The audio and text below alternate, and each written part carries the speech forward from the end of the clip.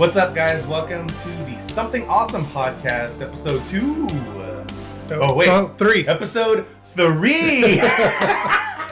I'm thrown off by us doing no time constraints. So some episodes might be long. Some episodes, like episode 2, might be 15 minutes ish or so. And that's it. And that's not a big deal. We're not chasing an hour or anything crazy like that. So these podcasts might be 2 hours long or 30 minutes. 15 minutes like episode 2 is going to be, by the way. So episode 3 of the Something Awesome podcast, it's kind of a restart and a refresh of something we were doing before. So if you were listening to the last podcast, I mentioned it was a Yorick podcast. We didn't know what to call it back then. We didn't. We were excited to get together. Pilot episodes, so to speak. And we were excited to get together and podcast about something again because it'd been a while. Like we mentioned on that episode, since we did a Last of Us review podcast, over Skype or over Discord or whatever. And it was 2 years ago. 2 years ago. It was June of 2020. So, we just weren't sure if it was going to be one-off or every once in a while. And it's not going to be every week. So we kind of, speaking of that, we kind of got it figured out. We're going to do every other week. Yeah. So we can have episodes in the can. Yes. To stay ahead of the schedule. And anything that we talk about that might be current. Might be old news. It might be old news by the time the episode comes out, or maybe we'll flip some things around to make it more current. Doesn't matter. We're not here to break news. We're here again. Have fun. Yeah. Personalities. Talk about things we like or things we liked when we were younger and see if we still like them. This is not just a retro, nostalgia podcast, but it's also not a review the current hot thing podcast. It's somewhere in the middle. Man, unless there's something we like that's current that comes out that we both want to, it's oh shit, Clerks 3 is coming out. Right. So that's as current as possible it can get. That's why I say it's somewhere in the middle. Yeah. It's not cutting edge. It's not retro. We're somewhere in the middle. We're still going to find our way a little bit with it.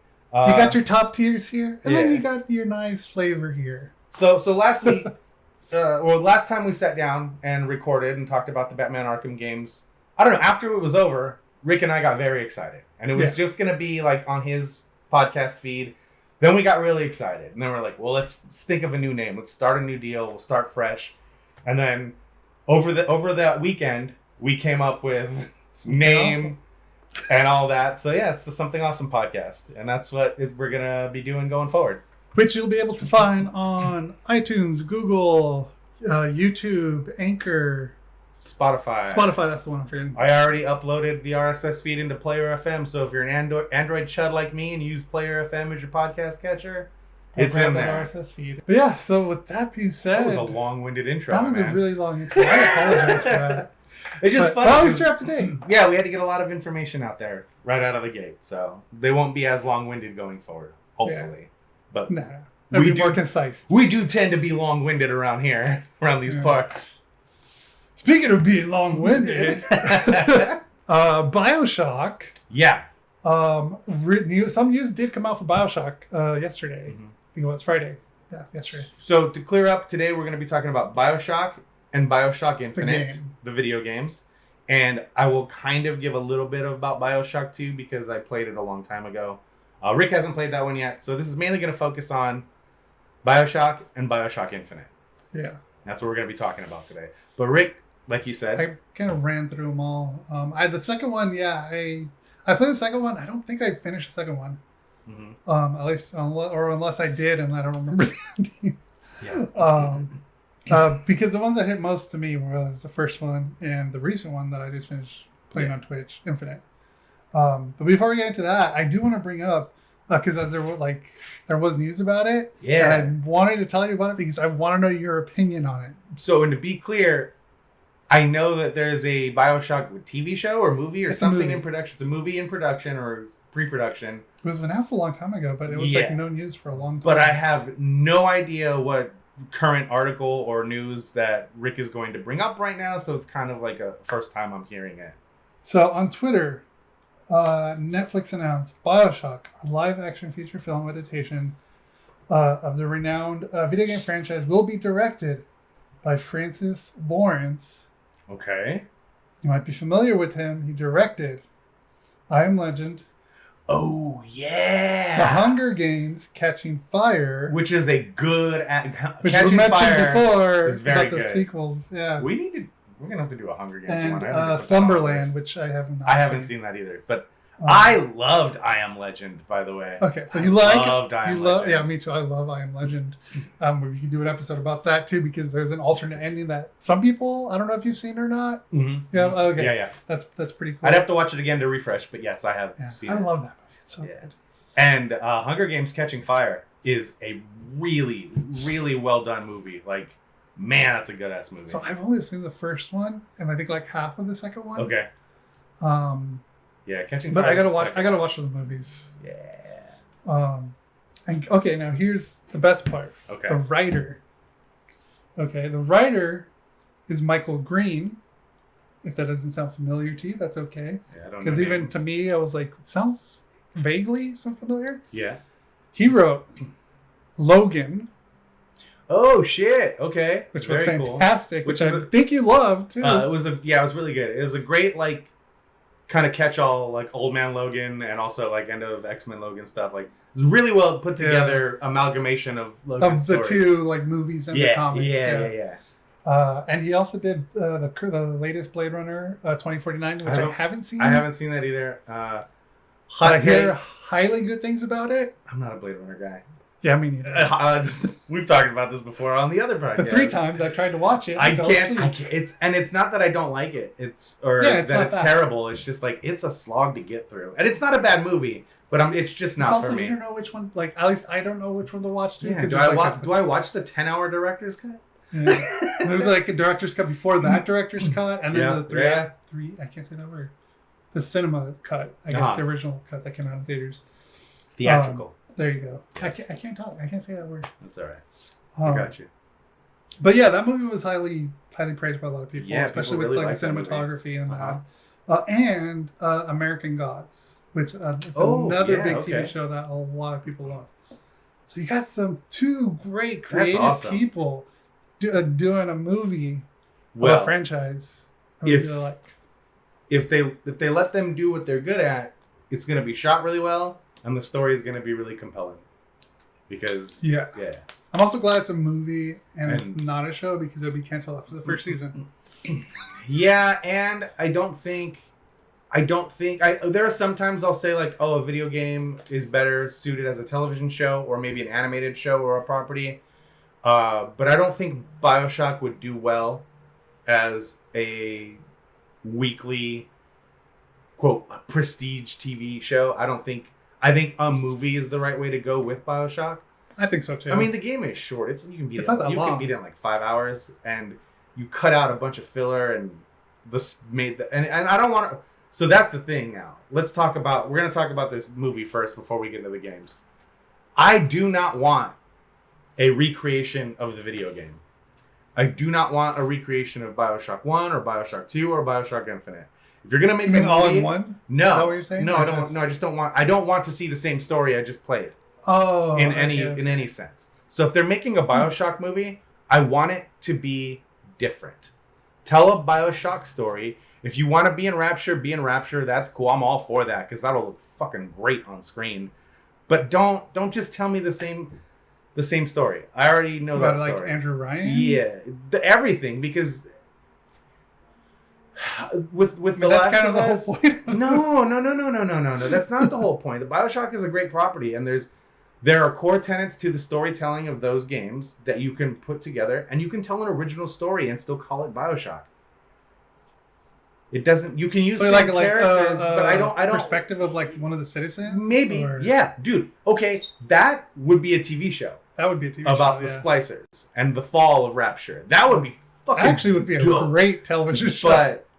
But yeah, tell a story like that. Maybe tell a story of why Andrew Ryan is trying to make fucking Rapture. Why you get that in the audio logs, but to play that out on screen in a movie and like a feature film would be awesome. I don't want the same. I I know we're gonna get fucking a man chooses, a slave obeys. Would you kindly? And I know we're going to get all of that. Of course we are. And I'm okay with that, but I just I don't want a shot-for-shot remake of the cutscene stuff. Oh, you know what I'm saying?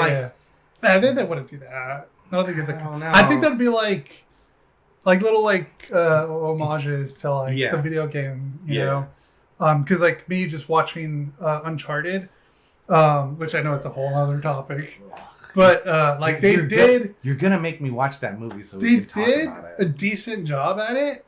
Yeah. And then they made those homages to the video game that was respectful to the property. Right. Which I really liked. So if they kind of go about it like that with BioShock, then I see that as very fucking enjoyable. Yeah. It's a cool story to tell. But yeah, that's another thing too. It's such a great story, such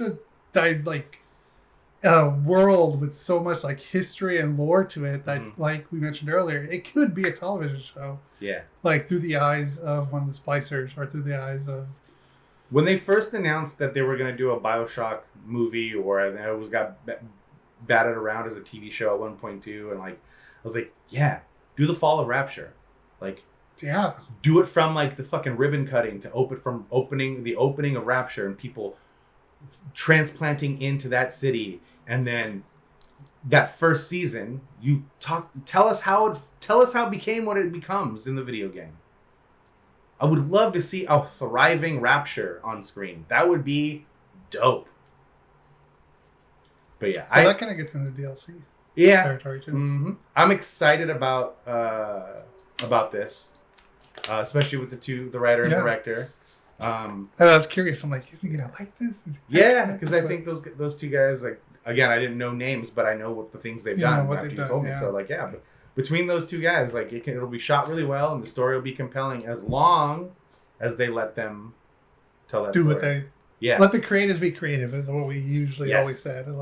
You pay them for a reason, let them do what they got to do. Yeah, Kevin Smith says that. He's like, I hire actors. I hire actors to act. Yes, I'm a director. Yes, I'm very hands-on, but I hire them to do their fucking job. They understand the character. They know what they're doing. Let them do their thing. Yep. So that's really cool, man. I'm glad I didn't know that until right now. That's pretty sweet. I like that. I'm excited. Cool. Is there any timetable on production starting or anything like that? Or it was just writer-director attachment? Okay. My guess probably not for another 2, maybe 3 years. Ugh, probably.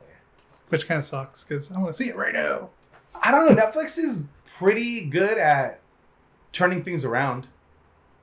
As far as getting it into production, getting it in post-production, getting it on the service. Yeah, if that's it, and maybe I missed something, and by the time you see this, maybe they've already announced dates.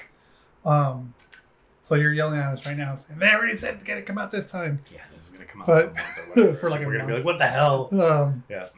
But as long as they do what they got to do, let them be creative. Yep. We should be good. I hope they get Ken Levine as a consultant or something. He has to be. He better be. I hope. I know he was writing Dune at one point. Oh, really? Yeah, he was in. I think it was Dune. This is one of those. Yeah, he was involved in the writing of some big thing for a little while, and then that fizzled out. But yeah, I can't remember again. You're probably yelling at me right now. We don't fact check. That's what the comments are for. Let us know. Yeah. We're here to talk and have fun. But yeah, that's really cool, man. That's awesome news. You want to get into these video games? Those video games, yeah. Let's jump into BioShock, the video game. Right. I recently played them on stream on Twitch. And you had played the first BioShock before, yes, though, right? Yeah. I think I played that, this I think might have been my 3rd time playing it. So I went through on Twitch. I played it. I forgot some stuff when playing it. Yeah, I know. I was watching it. I thought it was at the end, and I'm like, oh shit, no, this isn't the end. You're halfway through, brother. You're only halfway through. Yeah. It's mentioned, BioShock by 2K. The 2K? Yeah, Irrational Studios. Irrational Studios. Yeah, I think it's Irrational. I think that's what they went by. Yeah. Yeah. I'm not going to look it up. Sue me. Yeah. People watching, leave it down below. But yeah, anyways, I went through it. It was a lot of fun. Played it on PC, not on console. Okay. Controls were fine. I didn't have any really issues. You did mouse and keyboard? Mouse and keyboard. All right. And perfectly fine. The only time I switched to controller was when I played Infinite. Yeah, because it's only more. Because when I played Infinite, when I tried to play Infinite on PC, it was just terrible. Or hard, at least for me. Do you remember your first experience with BioShock? Oh yeah. Because I have a very vivid memory of it. It was back in the Xbox 360 days, Xbox 360, PS3, and back then Microsoft had a policy that every game had to have a demo. Every game has to have a demo that's coming out. And so BioShock had a demo on the store, and I had an Xbox 360 at the time. I downloaded it, and the demo is the opening. It's the plane crash. You swimming to the lighthouse. You get into the lighthouse. You have that first encounter with the splicer that scared the shit out of me when you're in the elevator going down. And then there's a couple of... It's like basically that first area where you get the wrench and you get... You get the basics. They basically teach you the mechanics of the game. Yeah, and then that's the end of the demo.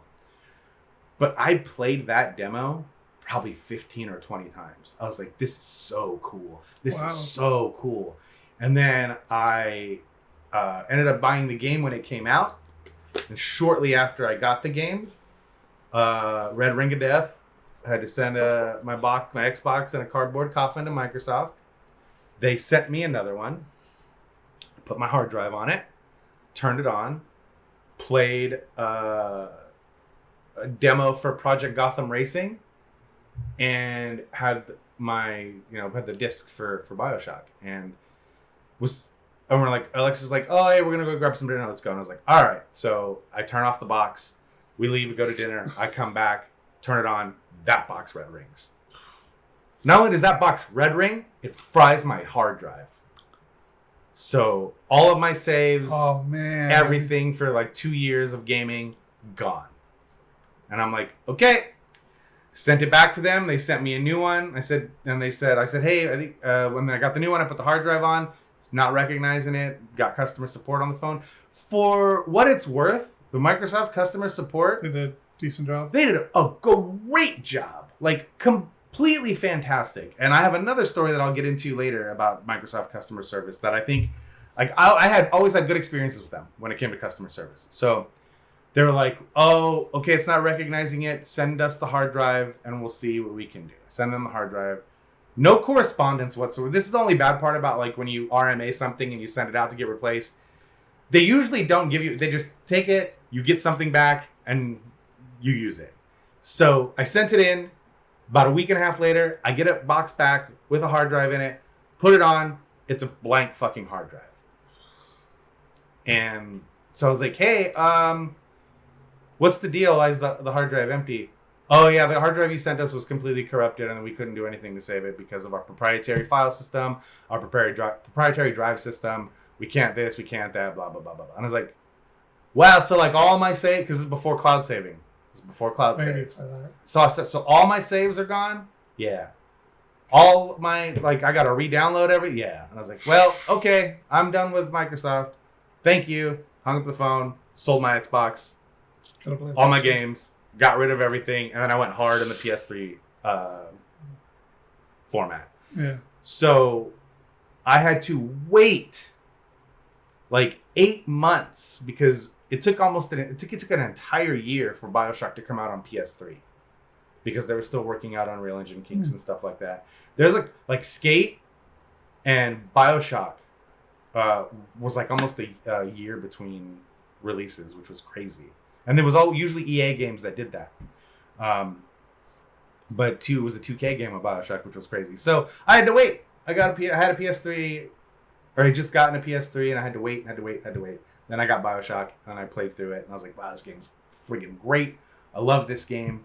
And now it's one of those games that I go back to every year, every couple years, 18 months or whatever, because the first playthrough I had it, I didn't enjoy it as much as I did later on. Because I saw the seams of the video game, and it was like, oh, okay. Is as open as they make it feel as far as like exploration and how you play the game, it's really not. It's super linear, and It's you get into a new level, you find and shut down the big daddies, you harvest or save the little sisters, you fucking monster. You always save the little sisters. And then you do the fucking random tasks that the character on that. Yeah. And so it was just this loop that I didn't feel right away in the first couple of levels. Then when you get to like the third and fourth levels, you get towards like the middle. It's the same loop. It's not as freewheeling and open as it feels, or it's very linear. Yeah. If you want to progress quickly, if you want to get at them, if you want to be leveling up your stuff, there's definitely a formula of things to do. You find the big daddies, you take them out. You save the little sisters, you upgrade your shit, you do the tasks, you move on to the next level. Yeah. And so it's really like it depends on how you play the game too, because like there's a lot of audio recordings. Like if you really want to know. Oh, and I went through. Get all the audio recordings. Yeah. You could do that and understand the entire lore. Because like you can also run through that game too without doing any of. Yeah, you don't have to save any of the sisters. You don't have to encounter any of the big daddies. You can hide. You can stealth around them. You can do these tasks and get the fuck out. But that's not how I play. That's not the way you play a game. Yeah, and like you can. It's viable. It's totally doable. But yeah. So the first time I played through it, after I ended up getting it on PS3, it was one of those things. Where it's like, oh man, I'm seeing the seams, but I really like the story, so I'm gonna power through and do it. And then about a year and a half later, I played through it again. And knowing the formula and games had, definitely evolved in that 18 months I took between playthroughs or whatever it was. And I went into it with a less like critical eye because I had already played it. And I just played it. And the mechanics are so good. The shooting feels great. The plasmids feel great. The combat, like the melee combat, feels so like that. It's so personal when you play that. It's one of the tightest gameplay experiences out there, still to this day. Yeah. When going up against like the big daddies or any of the splicers, like the melee of it and like how close and personal they get to you when you're fighting, like it throws you back. Oh, it throws me back. I feel like it definitely would throw anyone back. And with that, like it definitely, at least to me, makes you feel very immersive in the game, and I really like that about it too. Yeah. Me being a very story-driven person, try to get all the audio, looked every nooks and cranny of the game to make sure I find everything that I needed to find, and because I think it like when I first played it definitely took me like about 10 or 11 hours to pass because of like the depth of it. And then this time when I played it last, like I did do a lot of it, but I didn't do much of it either. Like I think this time I beat it in like 8 hours. Yeah. I think at this point when I do end up playing it again and going through it, like I did the last time I played it, was I know the lore. I know the stories. I remember the audio logs. And that's what brings you back to this game is the lore, the history, the background of Rapture. How did it happen? And Andrew Ryan's character and everything about that. Like that's what makes this game so fucking amazing. Yeah. And talk about a game like this is like 2007 when that game came out, or 2007 when that game came out. Sounds right. And think about the time when we were in movies, and I know it's a little bit later, but people were still chasing that M. Night Shyamalan twist shit and making it feel good. Because a lot of people feel like his later movies, the twists didn't feel good as they did in the first couple of movies he did. But people were still chasing that. They were like, how can we put that in a video game form? How can we tell stories like that? And you want to talk about a game with fucking twists and turns in the plot all over the place. That's like, this game that's all this game is plot twists. Spoiler alert for very old games. For very old games. When Andrew Ryan blows up the submersible with the guy's family in it. Yeah. And that's the first twist. Like, really. And then when you find out that, this doctor is the one that's really the bad person. And then, this lady's really the one that... Like, there's... Like, you question who to trust, basically. Right. Yeah. And then when the real twist happens, like, it's halfway through the game when you encounter Andrew Ryan halfway. Yeah. And he goes on that whole fucking "a man chooses" speech, and it's so good, man. It's like it's memed all to hell. Hey Ash, what you playing? Made fun of it and really and it was so good. I don't know the fun stuff that came out of this video game and its story, and like it was like on Hey Ash, what you playing? They were making a joke about it, but that's how. That's much of an impact the game made into the video game history. Yeah. Is that, like you mentioned earlier, it was the Shyamalan twist, so to speak. Yeah. And no one saw that coming. Yeah. Fucking Frank Fontaine, piece of shit. Yeah. Yeah. But yeah, man, like, I don't know. I think that game, like, to this day is, like, the king of twists and turns. They got less... I think every time I'm gonna say his name, I almost call him Adam Levine. Everything Ken Levine has done since then is like less and less twisty. But I mean, Infinite is definitely less twisty. There's a lot less swerves and less here and there. But it's more of a direct story, you know. Yeah. And I think he was using BioShock, and people all say this about him all the time. I think he was using that first BioShock as like a reel to get into Hollywood, because he's always wanted to write movies, and he came pretty close to being involved in some big movies at one point afterwards, because his writing ability was there, and the character development was there, and the world development was there. But once further on, when he came back to the BioShock franchise, when they did Infinite, like that was like, okay, motherfuckers, let me show you what I've been working on and what I can do now. But yeah, man, I fucking BioShock to this day is just like,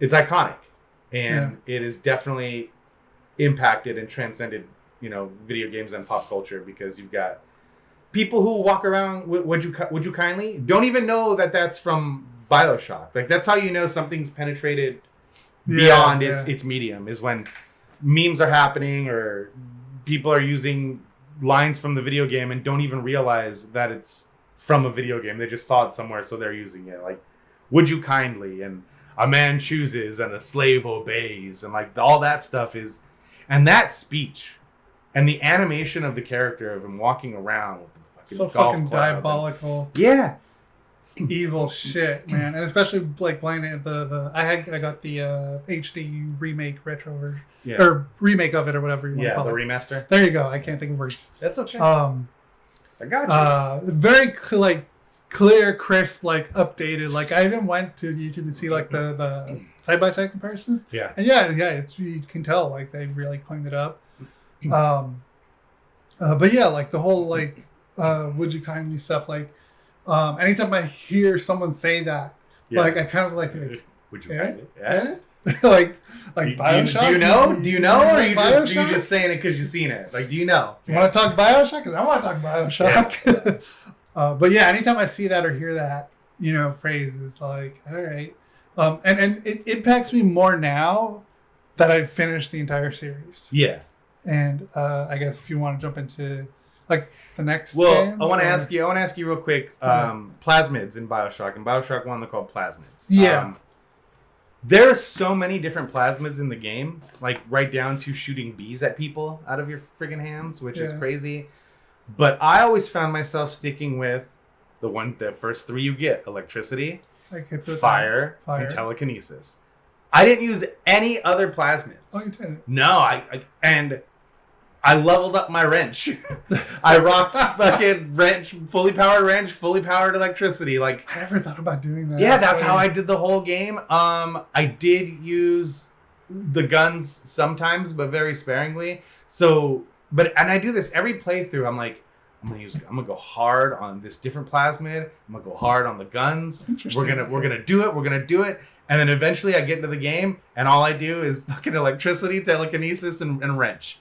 And like, that's how I play through the game. And it's fucking insane. Like, it's one of those things, like, I think that's the mark of good game design. I know there's all this other stuff you can use. Yeah, because you have all these other options too. But the stuff I stuck with are the first two things you get: electricity and the wrench. And then I use telekinesis when you have to use the telekinesis. Right. And then the fire when you have to use the fire. But other than that, there's so many different plasmids that never come into play. They're all just like icing on the cake, if you will, because they're like options that you can try. There's legit puzzles where you need to use the telekinesis and you need to use the fire, but those are the only ones that are necessities. And so I just spend my whole time leveling those and leveling the wrench, and by the end of the game, and I save all the little sisters. So by the end of the game, I have all these fucking points and atoms stored. I just never fucking use, ever. No matter how many times I play through this game, I always say to myself, I'm going to try and use this thing instead, or I'm going to try and use this plasma instead. I'm going to try and use this weapon instead. But then inevitably I get stuck in that cycle because it's the most satisfying zap whack. Like, it's the most satisfying thing in that video game, man. Most satisfying thing in that video game. So what are the ones you use? Like, what are your go-tos? So when I first played it, I did save all the little sisters when I first played it. We'll get there. I did use the electricity, fire, and telekinesis. I did unlock the bees. Yeah, I did too. I just never used it. And what were the other ones? Shit. I feel like I did unlock one of the other ones. Was it the crows or was that? Yeah. No, crows is infinite. Is it infinite only? Okay. I think. Again, I don't know. I don't use any other of them. So you're asking the wrong guy, man. Put it in the comments below. What are your favorite plasmids? But yeah, ice was the other one that I used too, because we did have the ice option as well too. Most of my stuff was like focused on the hacking stuff because I love the hacking. Yes. Mechanics. It's Pipe Dream. It's the old Windows Pipe Dream game. I love it. I fucking love it. So I would like upgrade all my hacking shit because I would hack everything that I can in my way. And I did the same thing, thinking patterns. I did the same thing when I played it again this time. I upgraded all the hacking stuff. I didn't use bees this time. Yeah. But I think the one I relied on was telekinesis and ice. Yeah. Fire when you had to use it. Yeah. You know. I feel like I did unlock them, but I just didn't store them. Right. I didn't use them. Yeah. But yeah. And then as far as weapons go, like gun, like shotgun. I love shotguns. Yeah, shotguns are great, and we're gonna talk about an awesome shotgun when we get to Infinite. And what I loved about when you upgrade your weapons is just like you can actually see them change in your hands. Like you see little pistons and stuff, like little steampunk like upgrades to your guns. I absolutely loved it. That's like I love the design of this game. It's so good. Do you have any like I kind of gave a criticism about like the loop that you have to go through if you want like to maximize your upgrades? I think I felt it more this time around. Yeah. Than in the past other two times that I played it. But do you have any? Did you have any negatives that stuck out to you over your playthroughs over the years or anything like that? It never bothered me. Didn't. And even this time, it didn't really bother me much. Did you? I think I might have gotten frustrated. Yeah. But like, I don't think I would knock it. This is the other thing about it, where it's like, man, because when this game came out, it was, to me, other than like Metal Gear Solid and Metal Gear Solid 2 and Metal Gear Solid 3, and I'm just mentioning those specifically because other than those three games, this was one of the, I won't say first, but this is one of those games where you're like, oh man, this could be a movie. Or like, man, this could be in a completely different entertainment medium and it would still be amazing. And it was so cinematic and it was so like hinged on vibe and a feel of the world and a feel of Rapture and how dilapidated it was and falling apart, and it just made you want to know like what was this area like before. Happen? Yeah. And so it just felt really cinematic and immersive. But then you get to points in it where it's like, and this is not necessarily a negative, this was just kind of like the stark contrast of it. So you have all these great things that make it feel immersive. And then you get to points where it's like, oh yeah, this is a fucking video game, dude. Like, there's the one where you're in the theater and you have to go through all the different areas in the theater and you have to, it's the fetch quest part of the game, right? Yeah, that one, okay, that was that's right. Like, I'm playing a video game. That one, like I said, frustrating, but it didn't really bother me. No, not at all. But again, it's not something that's a negative per se. Like I said, it's just like the contrast of what this game was as a video game and what it was as a storytelling vehicle. So then when you get to the actual, like, and then you get to the Andrew Ryan stuff and the whole speech, and I've repeated it over and over again here, like, the man chooses, a slave obeys. Hit me. Hit me, hit me. Yeah. And all that stuff. Like, that is so cinematic and so immersive. And then you actually have to fucking And you actually have to fucking hit him. Yeah. And it's a lot more gruesome with the remake. And then you get to the final boss battle, and he's essentially just fucking Bane hooked up to a goddamn venom machine. And it's like, oh, that's right, this is a video game. And it's like, man, like, and again, that's not a knock or a negative thing. It was such a stark contrast between where you felt like it was going and trying to do, and I was like, oh yeah, we got to make this thing a video game still. This can't just be a cinematic experience, which I totally am fine with, but like, that was one of those things that was just very like, oh yeah, that's right, this is a video game. But like, other than that, which I said is not really a negative, and then when I found what the loop was to maximize my upgrades, those are the only things I could even say that are criticisms, if you will, of the game, because like, the combat is so tight, it feels good. Even the guns, when I do use them occasionally, they feel good, and they all feel different. Yeah. But again, there's nothing more satisfying than zap.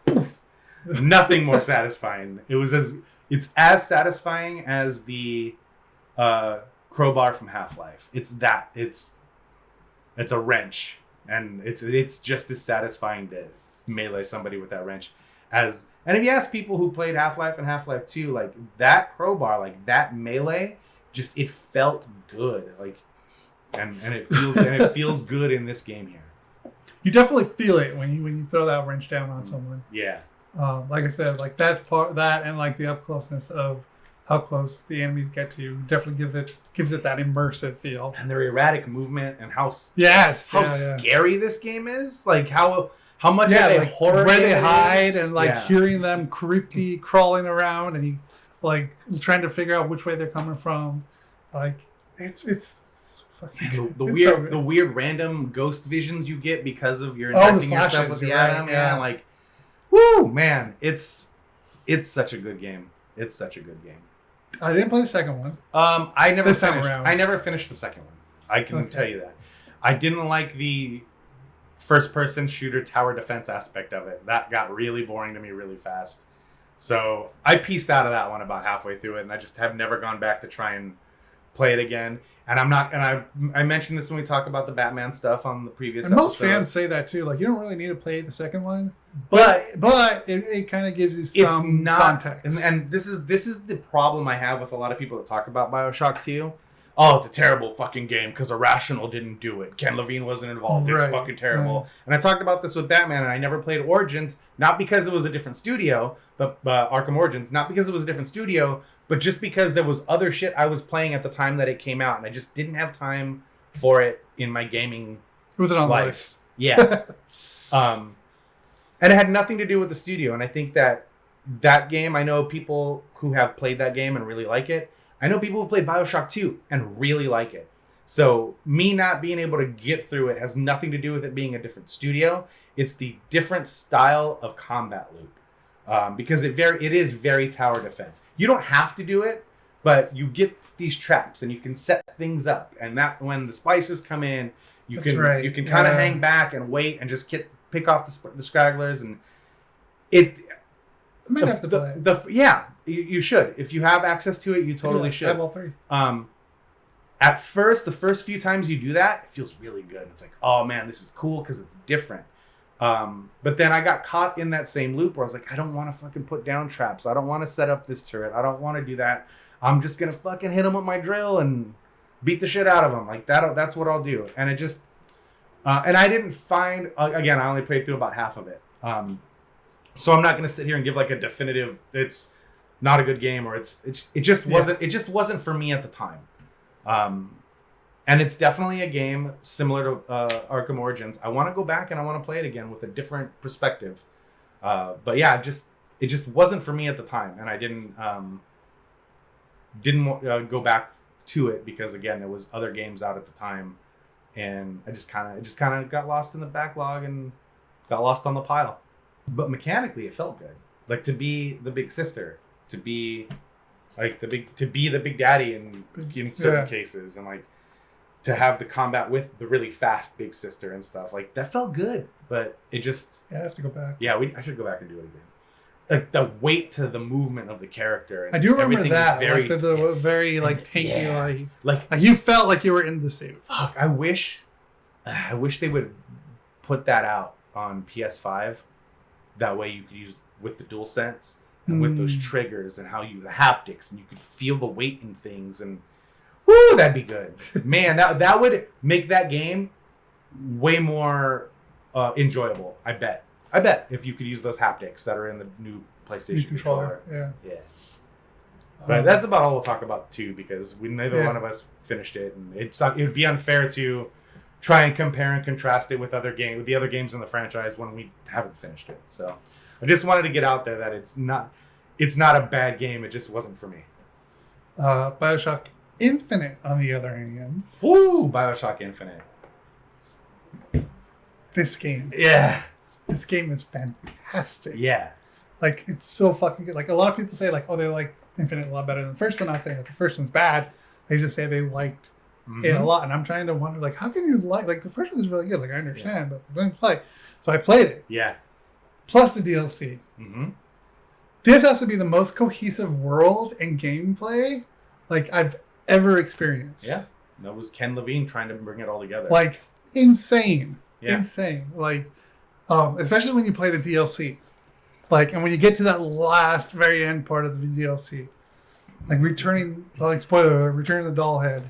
Yeah. You know, like the full circle it does with this game, and how they basically do multiple realities or universes, however they referred it to. Yeah.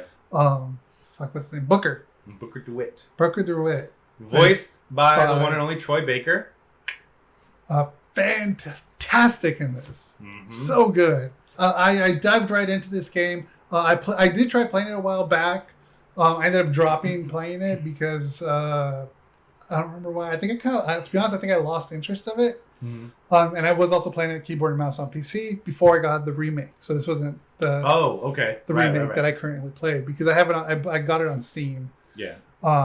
This time I played it on Epic because it was free on Epic. Oh, okay. The entire that's cool of it. So and I played it on controller this time too. Yeah. The whole game I played on controller. It felt so much better, a lot easier to play. Not a bunch of this trying to do with the mouse and keyboard. But yeah, the beginning of the game, walking, once you make it into the baptism area. Yeah, the baptism area, and make it into Colombia. Yeah. And especially playing it in today's world feels very scary. Yeah. There's a lot of shit in there that you can kind of compare to today's world. It was supposed to be a satirical look at the 1920s and 30s America. And it ends up being a little bit fucking close to home for things going on nowadays, whether it be, racially charged or politically charged or religiously charged. Yeah, all of that. Woo, man. Together. Like they're seeing the Franklin and the Constitution writers and the people who discovered America as gods. Yeah. Like they worship these people. Yeah. Which is insane. Like they separated from, like, I guess our Earth. Yeah. And like they were supposed to be like unionized and then like separated into their own world up here in the sky called like New Columbia, and like they wanted nothing to do with it because of like the war in Wounded Knee, I think it was. Like just the lore of it, like the whole story, like. And they end up getting there and becoming everything that they were trying to fight against. Like that was. It's fucking, dude, it's Uncle Ben, man. Great power comes great responsibility. And Uncle Ben doesn't say this, but don't fuck it up. And they fucked it up. Yeah, they fucked it all up. Like, it's basically a very racist place to live. How about we can't talk about Infinite without talking about the awesome use of music. And holy shit, yes. The reimagining of songs. Yes. Massive songs. The a cappella version of the Beach Boys. Yeah. God only knows. God only knows, yes. Woo! God, I got chills the first time I saw and heard that. And then when you get to one of the bars in one of the later levels, there's a record playing, and it's like there's so many good like little tiny details in this game. It's so good. Like if you thought like the first BioShock game was detailed, wait till you hit this game. Yeah, because there's so much there. There's you like instead of the tapes that you find, you go through those. What are they called? I always forget the name of these things, but they're like I don't remember the name of it. I'll put it right here because I really want to remember the name. But yeah, you look through these things and like it tells you a brief history of the area and the history of the world or of that's Colombia. Yeah. And then you find all those, which is basically like the tapes that kind of unlock and give you more story. Of audio logs. There you go. Yeah. Yes, that tell you the story of the city and what you're going through and what you're finding and the founders and all that stuff. And the founders, yes. And the enemies in this game, you get this like George Washington freaking tank looking guy with two like what do you call those guns like that just Gatling guns? Gatling guns, yeah. A minigun, Gatling gun, whatever you want to call them. And fucking flamethrower dudes and like the combat is really stepped up in this game. The bosses are so totally out there. That's where the crows come in. That's where all that other stuff comes in. And I call them Vigors in this game. Vigors. This was one that, unlike the first BioShock with the plasmids, where it was kind of like, here's a shitload of them, but you really only need these 3.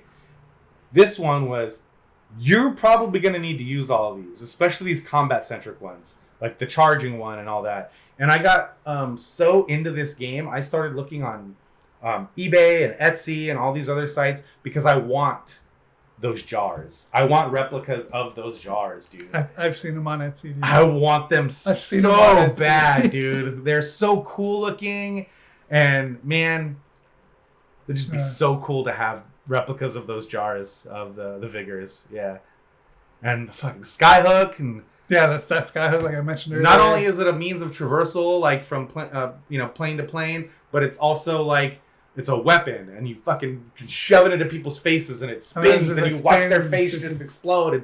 Or have their head just completely chopped completely off. Woo, man! It's very gruesome. Yeah, what's the word I'm looking for? Not immersive. It's very graphic. Visceral. It's very visceral. Like when you use that as a melee attack and it spins and their head explodes, you're like, oh my god, like.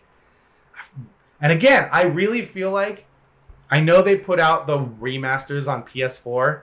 I really feel like 2K needs to get a team together, and you don't have to remaster them.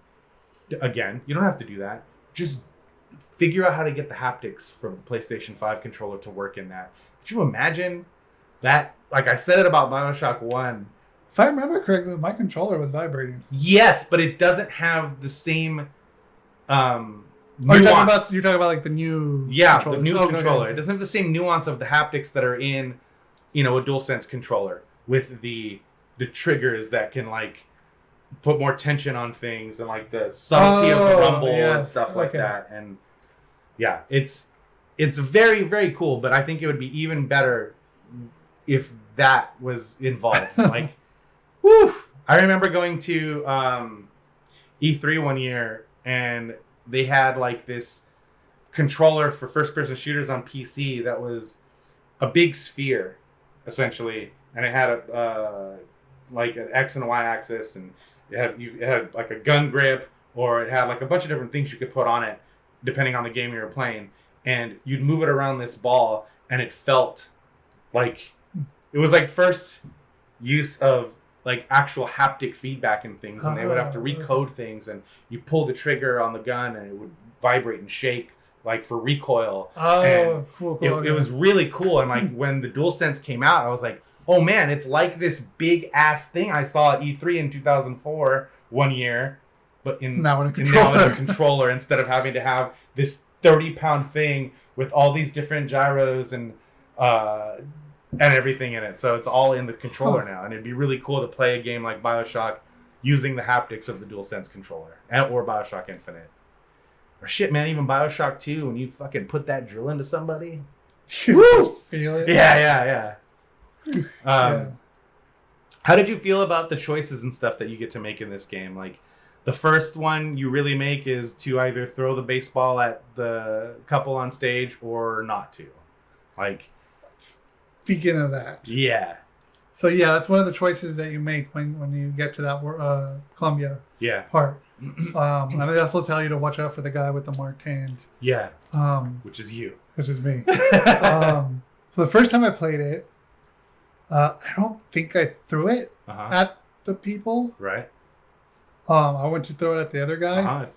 The guy on stage. And I think it did hit him, if I remember correctly. Well, the way I remember it, and again, it could be wrong, is when you go to throw it, you get stopped. And they grab. So what happens? Okay, then it did happen on both sides. Okay, because this time I decided to throw it, and I feel like a piece of shit at the people. You also murdered every little sister, you son of a bitch. I played it differently. I don't care. Never. Come on, you fucking monster. Because I want to see if there's like another another kind of cut screen or anything like that. Or a difference to the story and all that. Because I'm a story person. I want to see the difference. All right. So I decided to throw it at the person, but I guess the same thing happens. The same thing happens, yeah. And then I kind of thought maybe it might like come back later on, but it didn't. So. It does if you don't throw it at them. You see them later, and they thank you for not throwing it and helping them. Yeah. Okay. They become characters later on that you do run into. Okay. But yeah, you want to talk? We talked about shotguns, and for the first BioShock, you want to talk about a shotgun that feels good. A shotgun in BioShock Infinite. You upgrade it. Man. Yeah. I played that game. That was the one I used the most. I played that game all again. I played that all shotgun. I tried to use other weapons. Just didn't work for me. I can't remember what I used. Like I definitely use a shotgun a lot more, and I think I also used a machine gun for a big part of it. But then I ended up switching over to the what was it called? It's like a rifle, I guess. They call it a repeater in that, maybe. I think it might be something like that. Yeah. I ended up using that quite a bit too. Okay. And then I barely even use a sniper. Yeah. Unless I had to. I found a way to use the shotgun for everything.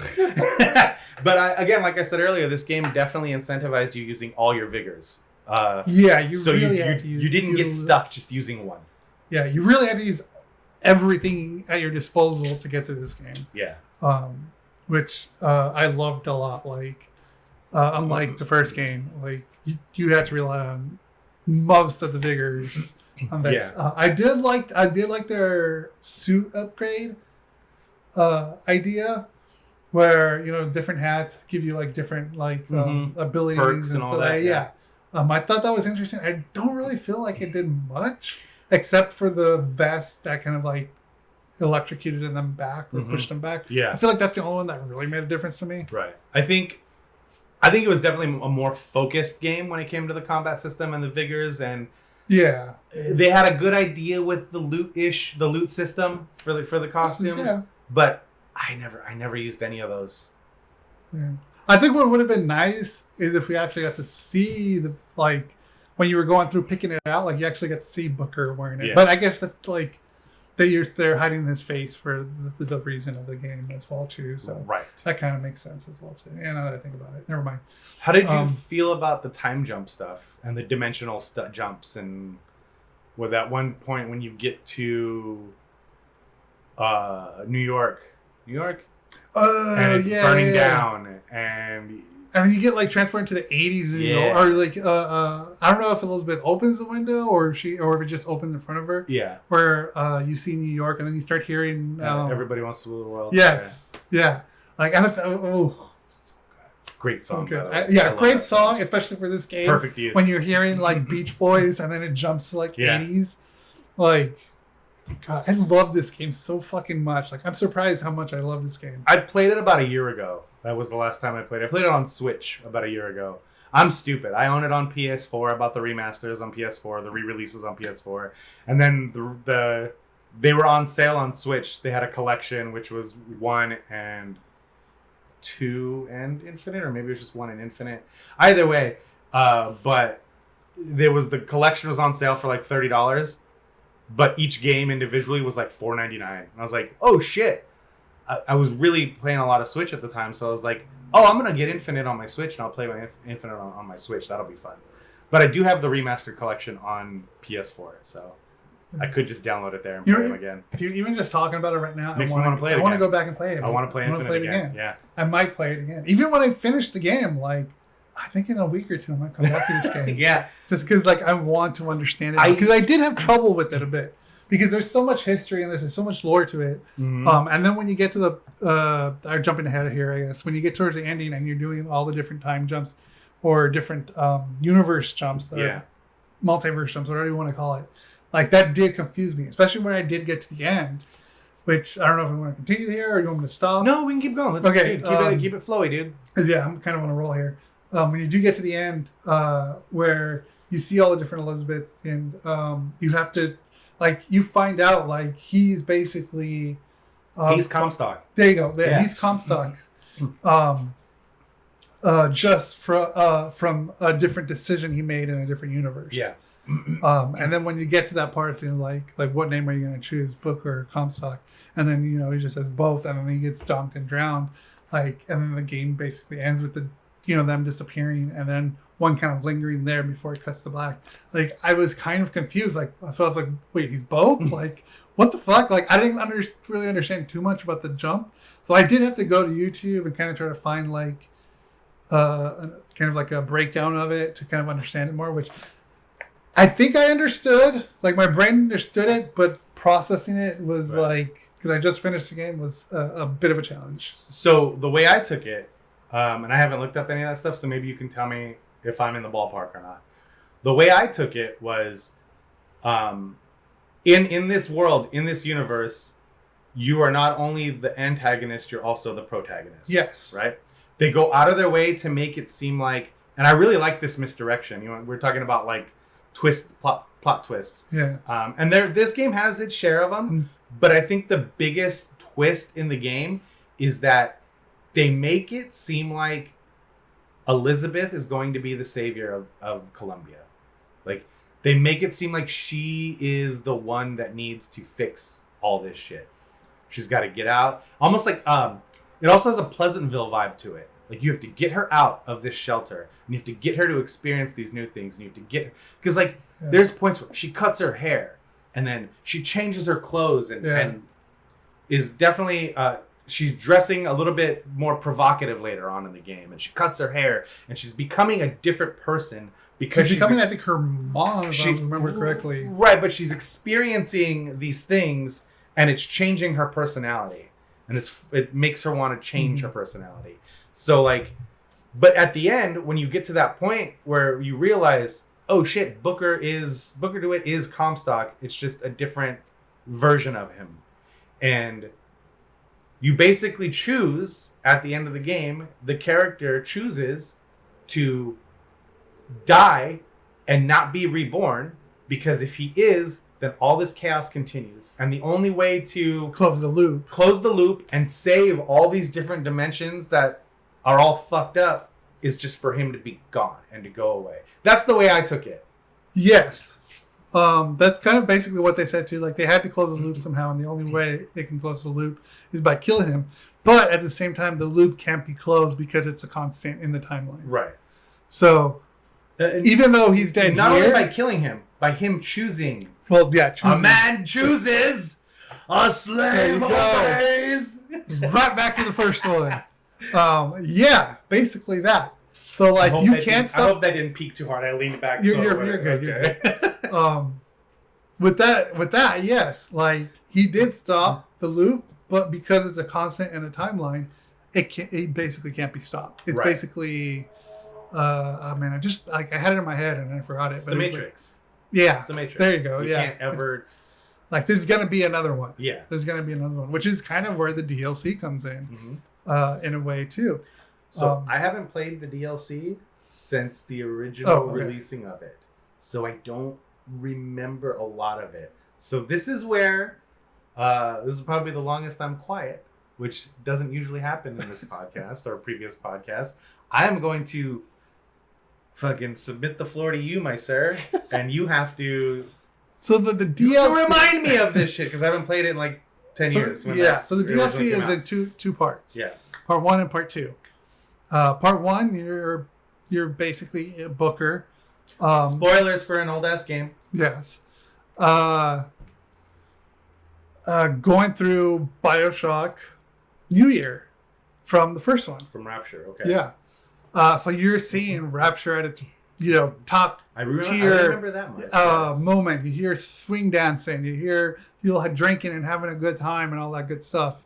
And you run into Elizabeth, and Elizabeth basically guides you. Like you run into little sisters. You see a group of little sisters, and then you kind of notice that as you're playing the game, DeWitt knows more than he thinks he knows about the city than Elizabeth, which kind of makes you think what's going on with DeWitt if he's knowing more. So you basically, again, gather these things together to make to find his daughter.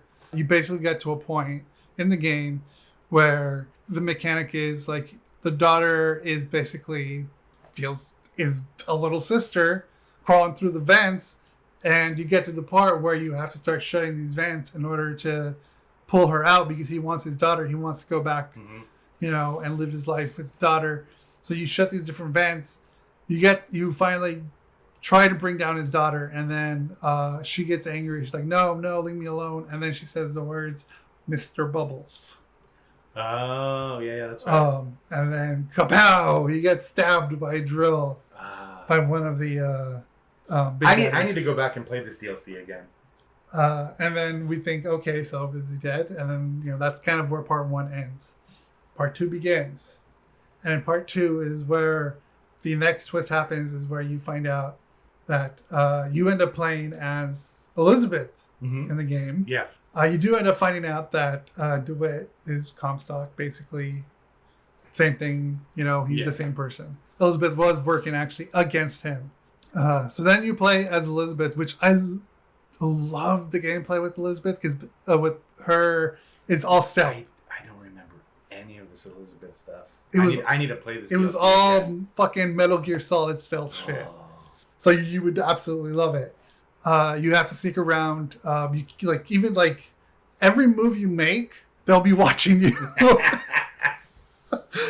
Any puddle you step in, it's gonna make a noise. Yeah, cool. And then kind of think of also you do end up getting vigors as well too. I think you really only get 2 or 3. You find one of them. So Last of Us, first one. You know how Joel kind of leans up against the wall and you kind of hear, and then you see the gray radar type of thing. She gets a vigor like that. Oh, cool. Funny enough, she gets that vigor like that from the adult peep show shop.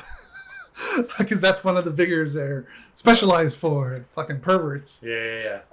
So she gets that, and that's kind of how what you use to kind of basically maze your way through the game. I had a little bit of recollection of I don't want to even continue if you don't remember it. When you described the first one, I was like, oh yeah, I remember that. And then, oh yeah, that's right, with Big Daddy at the end in the drill. But I don't remember any of this shit from the second DLC, and I did play it. Think of I think it was the second Metal Gear or even the third Metal Gear where they have the tranquilizer gun. That's what you have. You have a crossbow tranquilizer to take down the splicers. I'm gonna go home and download this and play it now. See, I don't feel like I should continue because I don't want to ruin anything. All right, I don't remember any of it. Yeah, that's weird, man. Yeah. I wonder why I blocked it out like that. That's crazy. Normally I don't. I have a pretty good memory, as you know. That's funny. So this is gonna be non-spoiler this last part, but just to continue it because I don't want to ruin it for you then. So the gameplay is awesome. I love that part of this game. Or DLC, whatever you want to call it. You do get the skyhook still in this one too. You do jump between different times in order to gather certain items as well. One of you can't. I guess kind of the thing you didn't like is where you can't continue to the next part until you get this vigor. You have to go do this mission thing to get this vigor in order to continue. So that's kind of how it is. That's fine. I don't mind. That's fine. But yeah, the payoff is so fucking good. Cool. Yeah, don't tell me anymore then, because I want to go and play it. The gameplay of it, the feel of it is good. There's many different ways or styles you can play it with her. If you want to, I don't recommend it, but if you want to go fast and quick Ellie you can. But yeah, this one, the second one took me a little bit longer to pass. But I did play both DLCs in one sitting. I think it took me like 8 hours. Oh shit! Okay. And it was an 8-hour stream. Nice, dude. It should still be up on my Twitch if you want to watch it. Yeah. Those couple of weeks, like. I was hitting it hard. Yeah, you were. Yeah. Yeah, like the way it ends, like fucking full circle, cherry on top to this masterful story that Ken Levine made. I would love to talk to this guy because he made an entire fucking world. Yeah. And not enough writers get credit for that. He seems very out there from the things from just interviews I had seen before, and then Colin Moriarty, who used to be with Kind of Funny, he's friendly with Ken Levine, but he's like, yeah, it's like he's an out there dude. Like, it's really cool. He's just an out there dude. He's always thinking out of the box. You see it in this, like in this game. Yeah, I guess I can go any further, but like the style, the acting, the graphics. I did play the remastered, as I mentioned before. Like fucking superb. Like we're talking like what we like to do, me and you at least, is make lists and shit like that. Yeah. Like BioShock will definitely be in my top 5 video games for all time of like stories of all time. 1 or Infinite? Infinite? Or them as like no, I mean like as a whole. Like, oh, okay, the story like as a whole. Silent Hill, Metal Gear, you know. Yeah. Whatever other games, like very cool. Like it's Uncharted, definitely Uncharted. Yes, like it's in my top 5 if you want it so-called top 5. That's cool, man. Because the way the story just wraps up in the DLC, full circle, bow on top. Like I couldn't stop talking about it to my friends for so long because I was just so fucking happy and excited. I mean, speaking of list, we're at that part now. As good and impactful and innovative and groundbreaking as the first BioShock is, Infinite is far superior in every way, shape, or form. And that's not saying BioShock 1 is bad. And that's the thing. That's the thing. Like, everyone tells me BioShock or Infinite is the best one. BioShock's like, I don't know. Like, I played some of it, you know, like, granted, I didn't give it its fair chance. Yeah. You know, and when I was telling this to anybody who was talking to about it, like, I don't understand how BioShock 1 can be better than Infinite. Like, I kept saying, like, how? Like, how? Like, I know why now. Yeah. Like, fucking. It's. And Infinite makes 1 a better game. It does. Yeah. Yeah, that's why it's kind of hard to pick between the two. Yeah. Honestly, because of how much both games, like, work together. But if I'm going on strictly on an gameplay experience, like, scale. I'm saying Infinite. Infinite is far superior. I can't believe I'm saying this, but I'm saying Infinite. They made all of the vigors mean something. They made you use all of the vigors and organically, and not like, well, now you have to do it to solve this puzzle. Like we talked about in the first BioShock, there are literal puzzles that I need the telekinesis so I can catch this bombs from this guy that's throwing them from the balcony, and I gotta throw them back. That's a puzzle that you have to use telekinesis for. There's no other way around that area. There's puzzles later in the game where you have to burn down big blocks of ice that are blocking off areas in the game. And there's no other place where that's a necessity, but you have to use it here, and you can't progress unless you do that. And that's fine, because some of that is in the DLC. And that's the way they tell the story in that game. Yeah. But Infinite found a way to make all of that stuff work together. But matter. And in a way that the first game didn't. Yeah. The first game was very fun and very cool. Had some really cool, novel things in it. Again, very impactful, very groundbreaking. It did stuff for story. It was groundbreaking for storytelling. It was groundbreaking for character design. And not everything has to be photorealistic. We can have a art style to our graphics and have it look fucking gorgeous. And Infinite takes that art style and even makes it a little more cartoony. Like Elizabeth looks like a Disney princess later in the she does. She's fucking Cinderella. She's Sleeping Beauty. From the she's castle. Snow White. Like, she is a Disney princess. This is what, like they always say, like, oh, I want a movie like blah blah blah, but dark and gritty. Like, this is using all the brightness and color and music and character defining traits that a Disney movie does, but it's darker. Yeah. And not in tone. Like, it is a dark game in tone. But it's... The story, not like literally. Right. But it looks like a Disney movie as you play it out. Yeah. And I think that's what gives it the creep factor, too. Is that it's so bright and looks so happy, but it's so fucking sinister. Yeah. Especially the backstory of Columbia. Like, it's so fucking evil and sinister. But... They make it look... They do a lot of cool tricks that the old hand-drawn Disney movies used to do, too. Like, when you're out front in the main square, everything's bright and colorful and gorgeous and pretty. And then when you start going down alleys, it gets darker and not as pretty. And that's where some of the undesirable people of... doing quotes, undesirable people of the city are in the alleys. And they're a little meaner. They're a little darker. They're a little... more downtrodden. But when you're out in the front, when you're out on Disney Main Street, everything looks fucking beautiful and gorgeous. But yeah, these are the tunnels underneath Disney. I love this game for that. To me, it is like, it's not like the dark knighting of a Disney movie like they try to do nowadays, where let's make Maleficent, but we'll make a movie about the villain and it'll be dark. And it's like, no, this is a very bright, inviting, colorful world that's very sinister, like you said. Very sinister. Yes. Yeah. And the brightness just makes it even more. And then when Columbia starts to fall apart, it makes it that stark contrast, man. Yeah, you meet, I don't remember her name, but you meet someone and you basically have to find weapons for this militia of people to take down Columbia. Working with, like, Elizabeth wants to go to Paris. It's like she wants to leave Columbia, but you get pulled into the sidetrack of doing that, and trying to find these weapons, and then you go find through now I'm just explaining the game, but it's like just like the way that progresses and moves, like it's so fucking amazing. Yeah, it's so good, man. I love that game. I'm gonna play this game again. It's one of the best games ever made. You can say that about a lot of games. You can say that about. And I know I say that about a lot of games. There's The Last of Us. There's Metal Gear. Silent Hill. There's a lot. This one's on that list of all-time greats, dude. Like, it's so good. Infinite is so good. I think it's because, like, this is just, again, my opinion. I think it's because of how much.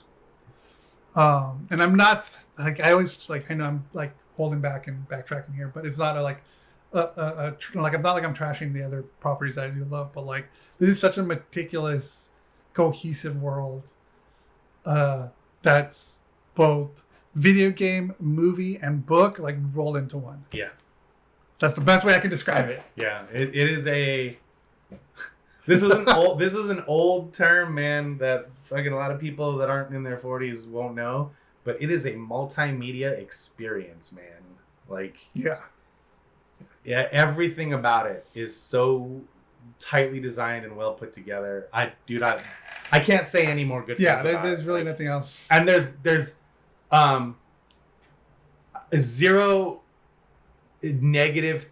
I guess the one, like, again, like I said about some of the Arkham games, like I said about BioShock earlier, if I'm gonna be nitpicky, there's a couple of things that drag out too long. The boss fight in the graveyard is a little bit frustrating. That was frustrating, but okay, it's fine. It's fine, yeah. But it wasn't like throw my controller out the window, uninstall the game kind of frustrating. It was just like, you just get done doing a whole lot of exploration, and now you have to deal with this, like, Spectre Ghost and boss battle deal, and it's just a lot, especially when you come right out of the exploration mode, so to speak. You know what I mean? But that's it. Like, again, that's nitpicky. That is fucking nitpicky. There's nothing else I can say even remotely negative about this game. Remotely negative. Yeah, same. 5 fucking stars. 5 stars. 10 out of 10 would recommend. Yes. But yeah, we don't do reviews here, Rick. Come on. We're just talking. Yeah. But yeah, man, I guess that's Infinite, dude. Like, dude, play that DLC, man. Yeah, I'm going to. Because, I remember some of the first one when you were explaining it, but I literally have no recollection of the second one. And I know I played it. I just don't have any Those two are Recollection. those two DLCs. It's basically another game. Yeah. It's basically part 4, if you want to Yeah. say. Cool, man. I guess that'll do it, This huh? is gonna do it for us. Yeah. Yeah. So there's our BioShock episode. Yeah. Fuck yeah! Like, if you haven't played it, go fucking play it. Yeah. It's such a great game. It's so good. It's so good. But yeah, if you want to catch up with us, all the links are below, as well as the person who provided our music. Yeah, it's a Stoat Krow Komedy, Crow with a K, comedy with a K. Royalty free stuff. His Go name check is it out. his name is Nigel. He's a super awesome dude, and he streams on Twitch. Stoat Krow Komedy. That's also. Should probably put that in the yeah. link as well. And he got tired of. I don't think he was getting like copyright strikes or anything like that, but he got tired of having to try and find royalty free music to use on his streams. Dude, I'm an editor. I fucking know how hard it is. So he made his own. That's awesome. I wish he, I could do that. He put it up. He's a musician. He plays bass. He can play drums. He plays guitar. He's actually in a fucking death metal band called Active Destruction. They're pretty dope. Let's check them out too. We'll find a link and put it in there. Yeah, I'm gonna end every episode by giving Nigel a major shout out because he is somebody that had a problem, solved the problem, put it on Bandcamp, and on his Bandcamp says, "You don't have to give me any money. You can use this for free. Just give me credit wherever you use it." And that's being supportive. But of course, we're gonna artists, we gotta support creatives. We're gonna give them money. We gave them money, but yeah, we're also gonna put the links in the description here on YouTube and wherever we can, wherever it's posted, there'll be a link. And yeah, man, gotta give them a shout out every time. Yeah, and as for us, as we mentioned in the beginning, YouTube, Apple, Spotify, all those stuff, you can find us there as well. So with that being said, thanks for joining us. Thanks for leaving those comments because we will read them. And that's going to be it for... Yeah, we'll catch you on the next one. Something awesome.